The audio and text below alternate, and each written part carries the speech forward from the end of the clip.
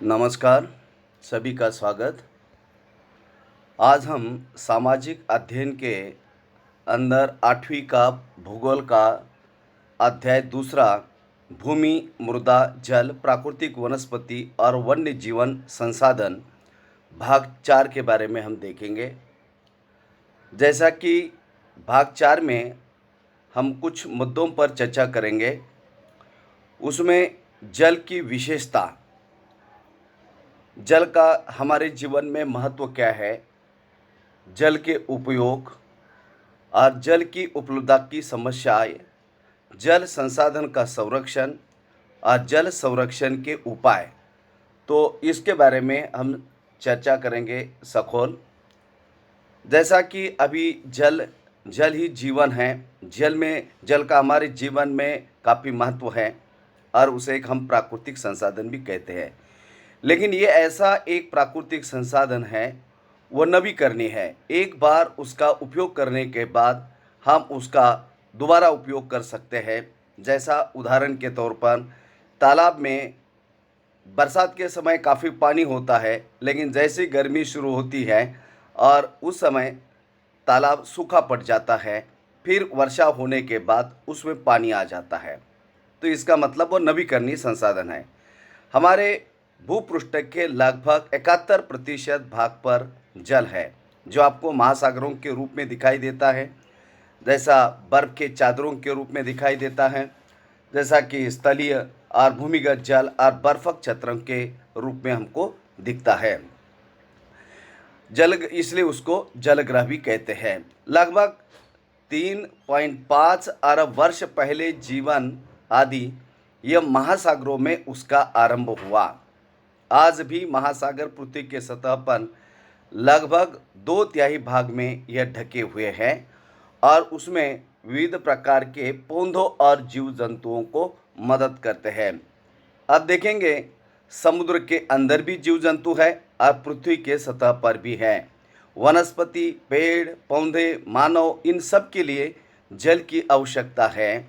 महासागर का जल लवणीय है और इसलिए मानव उपयोग के लिए उसका उपयोग नहीं है। आज आप लोग देखते हैं कि अलवण जल 2.7% है। अलवण यानी अशुद्ध जल। लवण मतलब लवणीयता उसके अंदर है। लवण मतलब उसमें नमक का प्रमाण अधिक है। अलवण मतलब शुद्ध पेयजल। अब इसका 70% भाग बर्फ और हिमानी के रूप में हमको दिखाई देता है। अब यदि आप एक छोटे तौर पर उदाहरण देखेंगे तो जल का वितरण वह किस प्रकार का है। उसमें महासागरों में लगभग 97.3%, बर्फ छत्र में 0.2%, भूमिगत जल के रूप में 0.68%, झीलों का अलवण जल 0.009% और नमकीन झीलें 0.009% और वायुमंडल में 0.0019% और नदियों के अंदर 0.0001%। तो इस तरह उसका वितरण 100% के अंदर आता है। अब इसमें 70% भाग बर्फ और हिमानियों के रूप में हमको मिलता है। हिमालय ने बर्फ के रूप में, यह अंटार्कटिका, ग्रीनलैंड या पर्वतीय भागों में हमको यह बर्फ मिलता है। अपनी स्थिति के कारण मनुष्य के पहुंच के बाहर केवल 1% अलवण जल उपलब्ध है। अलवण मतलब शुद्ध जल, जो मानव जीवन के लिए उपयुक्त है, क्योंकि अलवण जल वह हमारे लिए उपयुक्त नहीं है। जैसा कि आप देखेंगे इज़राइल के मृत समुद्र में 45 भाग प्रति 1000 ग्राम लवणता आपको उसमें मिलती है और उसमें तैराक इसमें प्लव सकते हैं और उसमें नमक की मात्रा अधिकांश उसमें सघनता उसमें मिलती है। तो इस तरह आप देखेंगे जहाँ पर अत्यधिक तापमान और मीठे पानी की नदियाँ जहाँ कम मिलती है, वहाँ समुद्र में लवणता सर्वाधिक होती है। अभी आप इसमें देखेंगे कि वर्ष 1975 में मानव उपयोग के लिए जल की खपत 3,850 घन किलोमीटर प्रति वर्ष थी, जो वर्ष 2000 में बढ़कर 6,000 घन किलोमीटर प्रति वर्ष से अधिक बढ़ गई है। अभी आप लगभग देखेंगे ये 3,850 से सीधा जो है 2000 में यानी 25 साल के बाद 6,000 घन किलोमीटर प्रति वर्ष इतना बढ़ा है। उसके पीछे कारण ये है कि हमारी बढ़ती जनसंख्या, फसल उत्पादन करने के लिए, कृषि के लिए पानी की आवश्यकता, नगरीकरण, औद्योगिकरण और पानी का दुरुपयोग, और इसके कारण पानी का उपयोग काफ़ी ज़्यादा बढ़ रहा है। लोगों का बेहतर जीवन वो भी उसके लिए जिम्मेदार है। अभी आप देखेंगे जनरली हमारे जीवन में आप कहीं खुले पे नल चलता है और उसका एक एक पानी का बूंद गिरता है, यदि उसका हम अनुमान लगाते हैं तो एक टपकता नल एक वर्ष में लगभग 1200 लीटर पानी को बेकार कर देता, व्यर्थ कर देता है। तो इसलिए हमने पानी को बचाना चाहिए, इसे हमें बहुत आवश्यकता है। जैसा हमने देखा कि बर्फाच्छादित प्रदेश, जैसा कि आप ये ग्रीनलैंड का भाग देखिएगा, इसके अलावा ये आपका उत्तरी कनाडा का भाग है, इसके अलावा ये साइबेरिया का भाग है, और अब ये नीचे देखेंगे, यहाँ नीचे जो है आपका अंटार्कटिका का भाग है। तो यहाँ पर बर्फ़ है और बाकी मतलब पानी जो मिलता है बर्फ़ के रूप में मिलता है। तो ये साइबेरिया हो गया, ग्रीनलैंड हो गया, ये उत्तरी कनाडा का भाग हो गया, ये बर्फाच्छादित यानी ये पूरा भाग आपका ध्रुवीय, उत्तर ध्रुवीय प्रदेश का भाग है, और नीचे वाला भाग वो अंटार्कटिका का ध्रुवीय प्रदेश का भाग है। तो यह हमको बर्फ़ की चादरों के रूप में जल मिलता है। अब इसका जल का हमारे जीवन में ऐसा क्या महत्व है? अलवणीय जल पृथ्वी का सबसे मूल्यवान पदार्थ है। आप देखिए, पानी नहीं है तो हमारा जीवन ही नहीं है। ना आपकी वनस्पति जिंदा रह सकती है, ना प्राणी, ना जीव जंतु। इसलिए ये अलवणीय यानी शुद्ध जल, जिसका हम पीने के लिए पानी के रूप पीने के लिए उसका उपयोग करते हैं, तो वह पानी हमारे लिए बहुत ही ज़रूरी है। पृथ्वी पर जल न बढ़ाया जा सकता और न घटाया जा सकता है, और इसकी मात्रा स्थिर है। हम किसी साल कहते हैं कि भाई बहुत ज़्यादा बारिश हमारे क्षेत्र में हो गई, लेकिन बारिश आपकी कम ज़्यादा किसी क्षेत्र के अंदर हो सकती है, लेकिन जल जो है समुद्र के अंदर का पहले जितना था उतना ही है, ना उसमें बढ़ाया जा सकता है ना घटाया जा सकता है, उसकी मात्रा स्थिर है। इसकी प्रचुरता में विविधता प्रतीत होती है, क्योंकि यह बाष्पीकरण, वर्षण और वहाँ की प्रक्रिया द्वारा महासागरों, वायु, भूमि और पुनः महासागरों में चक्रण द्वारा निरंतर गतिशील रहता है।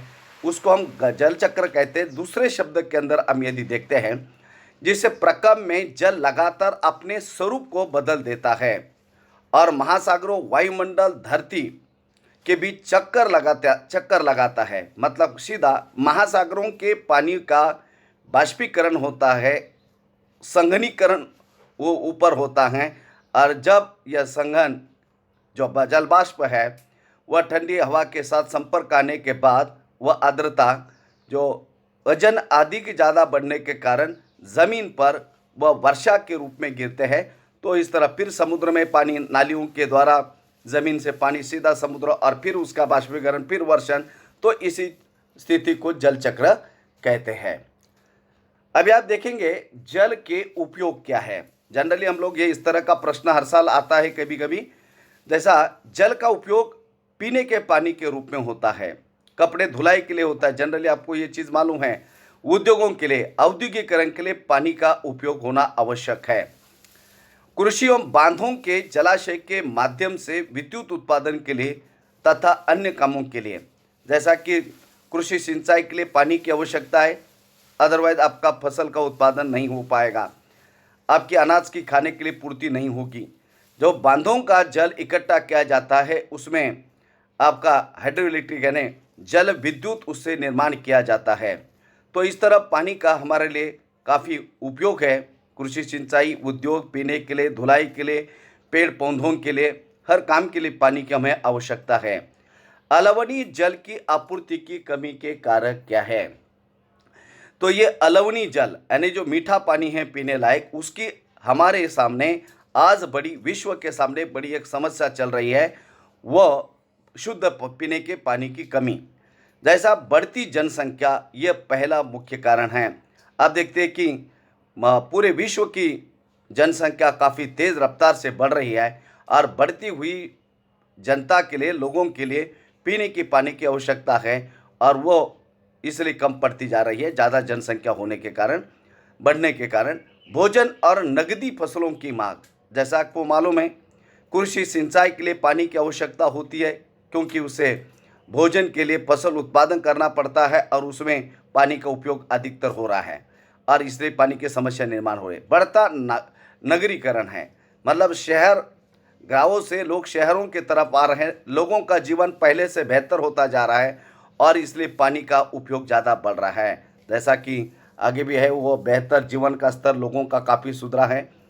इसके अलावा आप देखेंगे एक एक्टिविटी है क्रियाकलाप। औसतन एक भारतीय प्रतिदिन लगभग 150 लीटर जल का उपयोग करता है। अभी आप देखिए उसमें पीना, एक दिन में पीने के लिए एक व्यक्ति के लिए 3 लीटर पानी, खाना बनाने के लिए 4 लीटर, नहाने के लिए 20 लीटर, शौचालय फ्लैशिंग का है 40 लीटर, वस्त्र धोना है 40 लीटर, बर्तन धोना है 20 लीटर, बागवानी काम के लिए 23 लीटर। तो ऐसा कुल मिला के आंकड़ेबारी जो दी है 150 लीटर एक व्यक्ति को पानी की आवश्यकता। अब इसमें आप पानी का उपयोग को कम करने के तरीके आप उसमें सोच सकते हैं, जैसा कि अपने बर्तन या कपड़े धोए हुए पानी है उसका आप पेड़ पौधों के, आपके आसपास पेड़ पौधे लगे हुए हैं तो उसमें आप इस्तेमाल कर सकते हैं और पानी का मतलब उसका गैर इस्तेमाल नहीं करना चाहिए। जैसा कि आपको मालूम होगा कि जल बाज़ार के बारे में आपने सुना होगा कि सौराष्ट्र में प्रदेश में 1,25,000 जनसंख्या वाले 1.25 लाख जनसंख्या वाले और अमरेली शहर के पास तालुका में पानी खरीदने के लिए पूर्णतः निर्भर है, लेकिन अब वह पानी की समस्या धीरे धीरे खत्म हो गई है। अभी आप देखेंगे जल उपलब्धता की समस्या क्या है। विश्व के कई प्रदेशों में जल की कमी। अब यह अधिकांश अफ्रीकी, पश्चिमी एशिया, अब कौन कौन से विश्व के क्षेत्र है यहाँ पर आपकी जनसंख्या, आप विश्व की जो जल की समस्या वहाँ चल रही है। अब यह देखेंगे अधिकांश अफ्रीका के देश, या अफ्रीका महाद्वीप का ये मानचित्र में आप देख सकते हैं, वहाँ पानी की बहुत कमी है। इसके अलावा पश्चिमी एशिया का भाग, ये ईरान, इराक, ये तुर्कस्तान, ये भारत के पश्चिम का भाग आप देख सकते हैं वहाँ। इसके अलावा दक्षिण एशिया, उसमें भी भारत का नाम आता है और ये बाकी देश नेपाल है, अफगानिस्तान है नीचे, और ये देश आते हैं। यूनाइटेड स्टेट्स ऑफ अमेरिका, उसमें पश्चिमी यूएसए, आप याद दे सकते हैं यूएसए को, तो उसमें पश्चिमी यूएसए का यूनाइटेड स्टेट्स ऑफ अमेरिका यानी अमेरिका का भाग, उत्तरी पश्चिमी मैक्सिको या अमेरिका के दक्षिण में आता है, या मैक्सिको, वह भी उत्तरी पश्चिमी क्षेत्र में अक्सर जल की काफ़ी कमी है। इसके अलावा संपूर्ण दक्षिणी अमेरिका, ये दक्षिण अमेरिका को आप देख सकते हैं, अर्जेंटीना, ब्राज़ील, ये देश उसके अंदर आते हैं। हालांकि ब्राज़ील में सबसे बड़ी अमेज़न नदी है, काफ़ी विविधता है, उसके बाद भी बाकी दक्षिण अमेरिका में पानी की समस्या है। संपूर्ण ऑस्ट्रेलिया आप यहाँ देख सकते हैं, उसमें उसके चारों तरफ महासागर से यह ऑस्ट्रेलिया द्वीप घिरा हुआ है, लेकिन उसके बाद भी वहाँ पानी की काफ़ी समस्या है। तो इसी तरह दुनिया के कई सारे देशों में पानी की जल की समस्या है, न केवल यह भारत की जल की समस्या है, विश्व के देशों के सामने पानी की समस्या चल रही है। अब ऐसे जल प्रदेशों में है जहाँ अक्सर सूखा पड़ता है। ज़्यादातर जो पश्चिमी जो महाद्वीपीय क्षेत्र है वह पानी की समस्या से जूझ रहे हैं। इसके अलावा अति उपयोग और जल स्रोतों के संदूषण के कारक। अभी पानी का अति उपयोग हमने देखा कि लोग किस तरह पानी का उपयोग कर रहे हैं, दुरुपयोग कई जगह हो रहा है। जल स्रोतों के संदूषक, जैसा पानी अच्छी खासी नदी है और उसमें लोग औद्योगिकरण का पानी छोड़ देते हैं, जिसके कारण पानी खराब बेकार हो जाता है। मौसमी अथवा वार्षिक वर्षण के कारण के विविधता के कारण कई बार किसी वर्ष बहुत ज़्यादा वर्षा होती है तो कई बार वर्षा होती नहीं है और इसलिए लोगों को पानी की समस्या का सामना करना पड़ता है। आप एक देखिए, भारत के दिल्ली के पास से ये जाने वाली यमुना नदी को आप देखिए, यह यमुना नदी के ये प्रवाहित जल, उसमें मल आप देख सकते हैं। औद्योगिक बहिस्राव एवं कचरे के कारण ये यमुना नदी आप देख सकते हैं, उसका ये बहाव आप देखिए, उसमें पूरी गंदगी आपको दिखाई दे रही है, मल उसके अंदर दिखाई दे रहा है। हाँ, यही यह संदूषक है। यही यही जो है औद्योगिकीकरण का गंदा पानी उसके अंदर जाने के कारण, जो एक समय ऐसा था कि इस यमुना नदी का दिल्ली शहर के लिए पीने के पानी के रूप में उसका उपयोग किया जाता था, लेकिन आज आप ये स्थिति आप देख सकते हैं, अब थोड़ा सा इसमें भी सुधार आ रहा है। जल संशोधन का संरक्षण आप देखिए किस तरह है। आज विश्व के शुद्ध तथा पर्याप्त जल स्रोतों तक पहुंचना एक बड़ी समस्या है।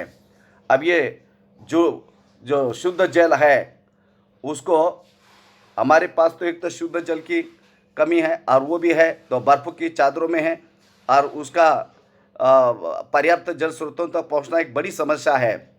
ये कम होते जा रहे जल संसाधनों को बचाना हमारे लिए बहुत ज़रूरी है। ये जल एक नवीकरणीय संसाधन है।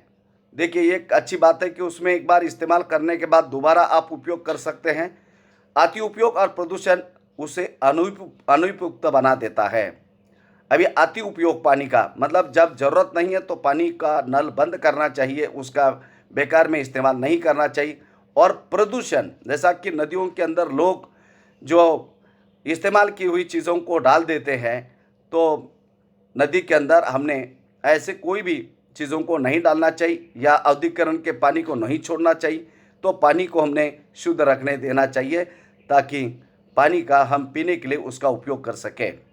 अशोधित एवं आंशिक रूप से शोधित वाहित मल, कृषि रसायन का विसर्जन और जल निकायों और औद्योगिक गंदा जल प्रमुख संदूषक है। नाइट्रेट और धातुएं पीड़कनाशकी जल को प्रदूषित करते हैं। अब ये एक बड़ी समस्या है। जैसा कि हमारे जल निकायों, औद्योगिकीकरण का जो गंदा पानी, केमिकल का पानी, कुछ एग्रीकल्चर उर्वरक जो है हम उसमें इस्तेमाल करते, उसका पानी में वो मिल जाता है। इसके अलावा शोधित वाहित मल, इसके कारण नदी के पानी प्रदूषित होता है, या कोई भी पानी प्रदूषित होता है। तो हम लोगों ने उसके बारे में सोचना चाहिए कि किसी तरह पानी को हमने नुकसान नहीं पहुंचाना चाहिए, प्रदूषित नहीं करना चाहिए, उसका गैर वापर को नहीं करना चाहिए।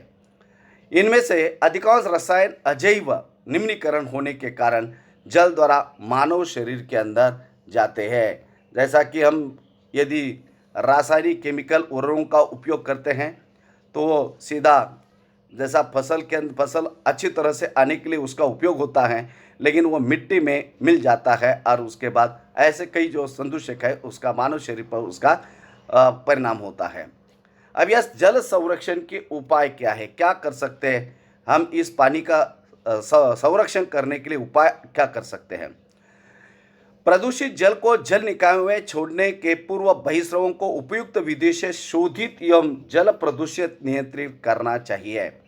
हम, जैसा कि फैक्ट्री का जल हो या कई अन्य जल निकायों का पानी हम नदी में या किसी बड़े प्रवाह में छोड़ने के पहले उसको प्रदूषित होने से बचाना चाहिए, उसको नियंत्रित करना चाहिए। वन और वनस्पति आवरण, जैसा कि पृथ्वी के धरातल पर ज़्यादा से ज़्यादा वनों को बढ़ाना चाहिए। वनस्पति का आवरण यानी पेड़ पौधे घास यदि पृथ्वी के सतह पर अधिक होंगे तो वर्षा का जल सीधा ज़मीन के अंदर पानी जाएगा, क्योंकि जो पेड़ पौधों के घास की जड़ें होती है उससे पानी का रिसाव सीधा ज़मीन के अंदर होगा, और जो भौमिक जल संस्तर जो है आपका ऊपर आ सकता है। यदि सीमेंट है आपका, या डामरी रोड है, या तो इस तरह पानी जो है आपका सीधा, जो कठिन ज़मीन है तो उससे सीधा पानी ज़मीन के अंदर नहीं जाएगा, और ज़्यादा अधिक ढलान रहेगी तो पानी सीधा बेकार में बहकर चला जाएगा। और इसलिए जंगलों को और वनस्पति के आवरण को और ज़्यादा लगाना चाहिए, और उससे पानी ज़मीन के अंदर जाएगा। जल संग्रहण पृष्ठीय प्रवाह को बचाने की दूसरी निधि, आपको वाटर हार्वेस्टिंग सिस्टम मालूम है, 7वीं क्लास में भी आप लोग पढ़े हुए सुना है। अब यहाँ जैसा कि आप देख सकते हैं, अपने घरों के ऊपर वर्षा के पानी को इकट्ठा कर उसका आप अपने घर के आसपास गड्ढे में या पानी का जो है इकट्ठा करके उसका गर्मी के समय आप पानी का इस्तेमाल कर सकते हैं। जल रिसाव को कम करने के लिए नहरों को आप ठीक करें। जैसा कि नहरों का पानी, जो कैनाल का पानी होता है, यदि उसको सीमेंट कंक्रीट से पक्का नहीं किया है तो ये नहरों का पानी सीधा ज़मीन से, सीधा जो है उस नहरों से वह ज़मीन के अंदर चला जाता है और जो पानी उससे काफ़ी नुकसान होता है। और इसलिए नहरों को ठीक ठाक करके इस जल रिसाव को रोकना चाहिए।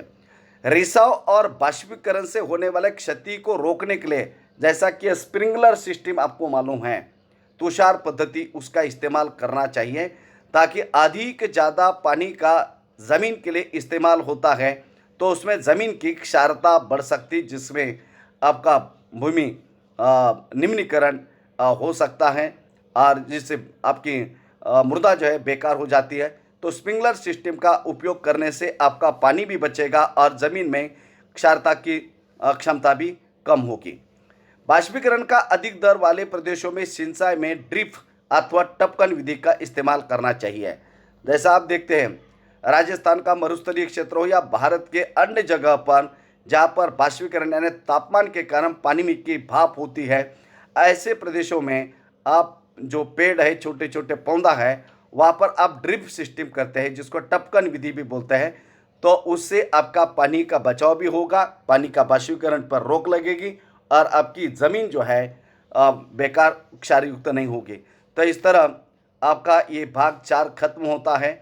आगे और 2 भाग है और उसके बाद आपका ये अध्याय खत्म होगा। धन्यवाद।